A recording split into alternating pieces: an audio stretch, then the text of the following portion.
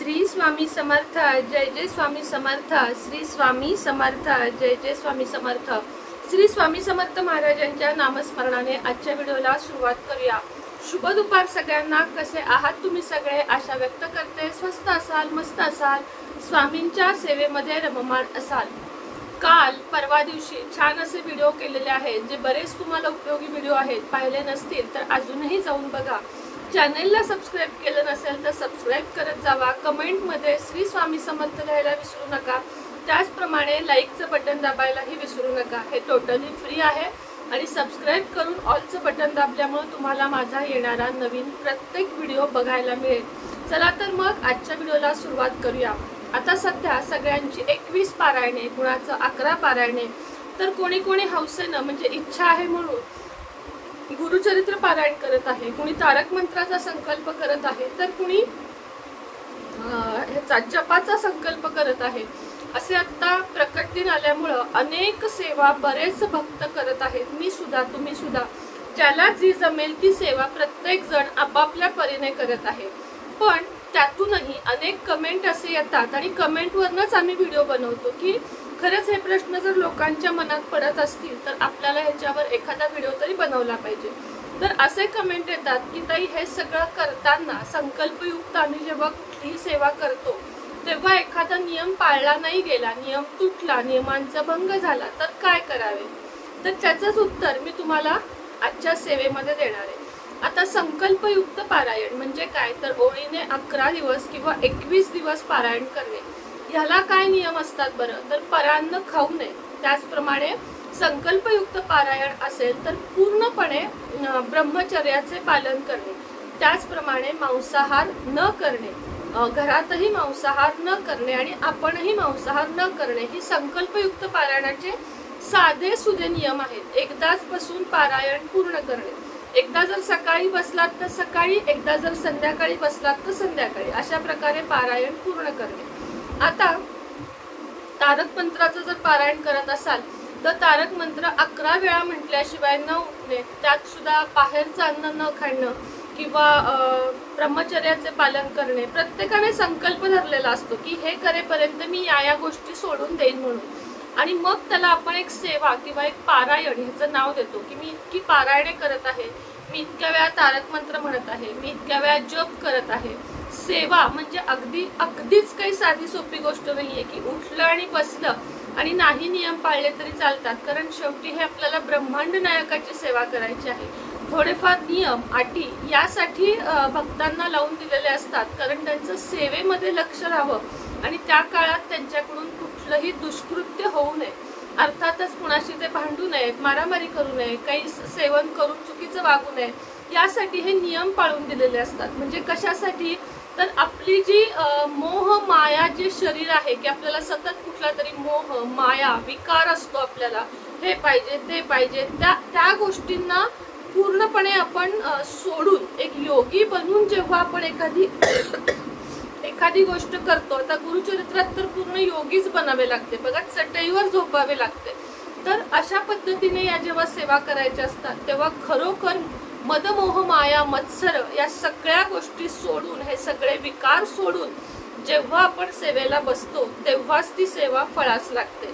आणि काही वेळेस कुणाकडून काय होतं, म्हणजे असे कमेंट्स येतात की ताई, माझ्याकडून आज नॉनव्हेज खाल्लं गेलं, मी काय करू? ताई, ब्रह्मचर्याचं पालन मोडलं गेलं, काय करू? ताई, परान्न खाल्लं गेलं, काय करू? किंवा ताई, मी कुणाला तरी चुकीचं बोलले, भांडले, काय करू? तुम्हाला सगळ्यात आधी सांगते की जर तुम्हाला सेवा करायच्या आहेत, कुठल्याही सेवा करायच्या आहेत, तर रोजच्या नित्य सेवेला कोणतेही बंधन तुम्हाला नाहीये। जेव्हा तुम्ही नित्य सेवा करता, तीन अध्याय वाचता, 11 माळी करता आणि एकदा तारक मंत्र म्हणता, या सेवेला तुम्हाला कुठलेच नियम अटी बांधून दिलेल्या नाहीयेत।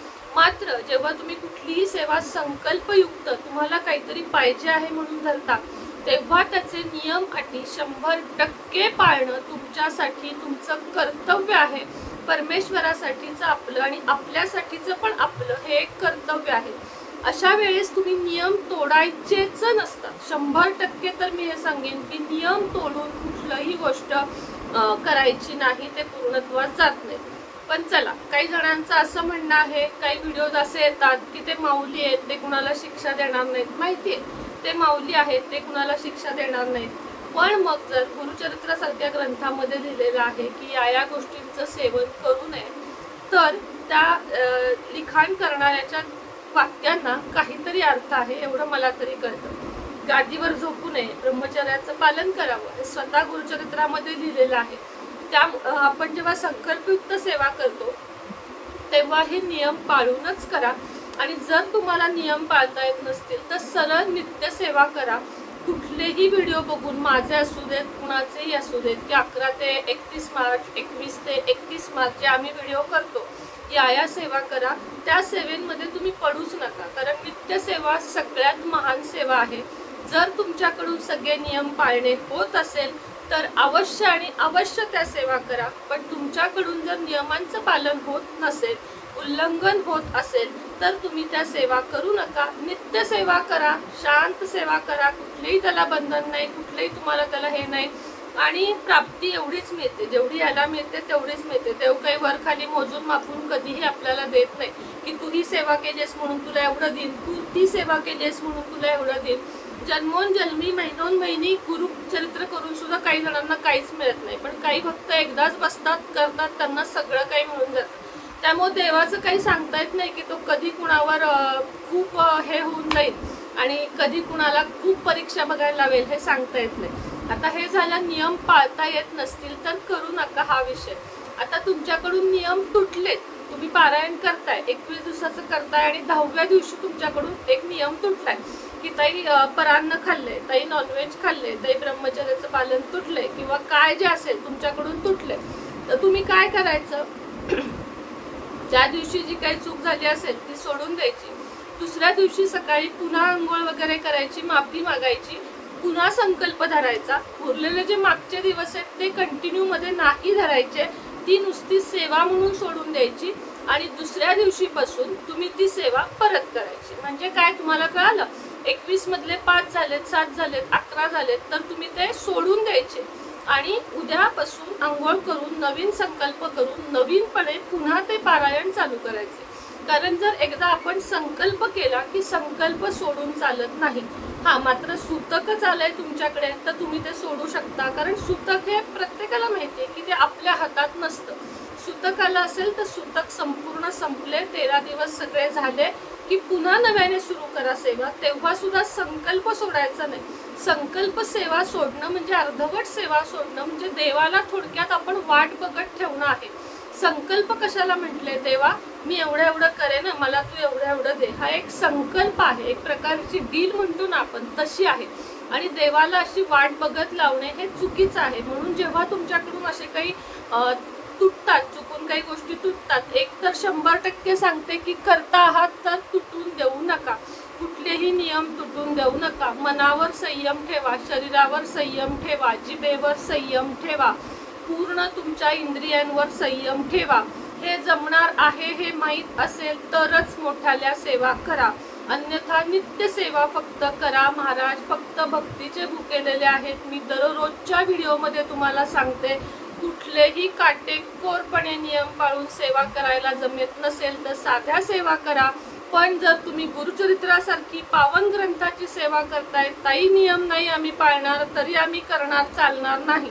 गुरुचरित्र ग्रंथाशी खेळ करायला जाऊ नका. आपल्याला काय त्रास होतील त्यातनं हे तुम्हाला पुढे जाऊन समजेल. मी तुम्हाला कळकळीची विनंती करते की गुरुचरित्रासारख्या पावन ग्रंथाची खेळ करू नका की 4 दिवस झाले मी हेच विसरले, 5वा दिवस झाला नाही. गुरुचरित्र ग्रंथामध्ये अत्यंत जास्त ताकद आणि ऊर्जा आहे. ते पारायण एकतर स्त्रियांनी करू नये म्हणतात, पण आजकाल केंद्रामुळे सर्व स्त्रिया ते पारायण करतात. चला करतात इथपर्यंत ठीक आहे, तर मग त्याच्या नियमांचं काटेकोर पालन करा. महाराजांना समर्पित व्हा. 8-15 दिवसासाठी, 10 दिवसासाठी योगीचं जीवन जगा, भोगीचं जीवन जगू नका.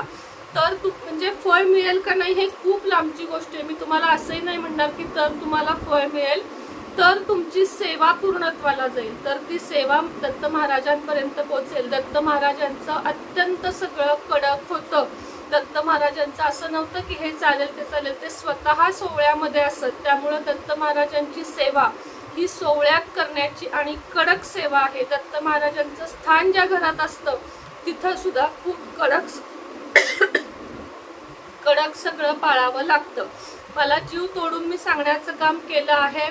त्यातूनही तुम्हाला ह्यातल्या काही गोष्टी पटतील तर घ्या, नाही पटतील त्यांना श्री स्वामी समर्थ. पण माझं सांगण्याचं काम होतं, कारण आजकाल ना चांगले व्हिडिओपेक्षा व्हिडिओला व्ह्यू किती येतील, व्हिडिओ माझा किती पळेल, असे काहीतरी टायटल टाकून व्हिडिओ टाकले जातात. मला ते करायचं नाहीये. मला महाराजांच्या सेवेत मी मुळापासून आहे आणि मला फांदी किंवा फळ बनायला पुढचा जन्म येईल कदाचित. त्यामुळे सेवेच्या मुळेतच मला राहायचं आहे. आणि ज्या गोष्टी मला पहिल्यापासून लहानपणापासून वडिलार्जित माहिती आहे, ज्या तुमच्याकडून घडाव्यात असं मला वाटतं, त्या मी तुम्हाला सांगेन. मी स्वतः गुरुचरित्राचं पारायण आत्तापर्यंतच्या आयुष्यात एकदाच केलेलं आहे. मी फक्त नित्यसेवेला मान जास्तीत जास्त देते की नित्यसेवा माझ्याकडून चुकू नये आणि नित्यसेवा मी भरपूर करते. कारण जर आपल्याकडून गोष्टी जर चुकणार असतील तर खरंच त्या न केलेल्या चांगल्या. चला तर मग आजच्या व्हिडिओमध्ये इतकीच माहिती होती. पुन्हा भेटते नवीन व्हिडिओ सोबत, नवीन विषयासोबत. तोपर्यंत तुम्हा सगळ्यांना श्री स्वामी समर्थ.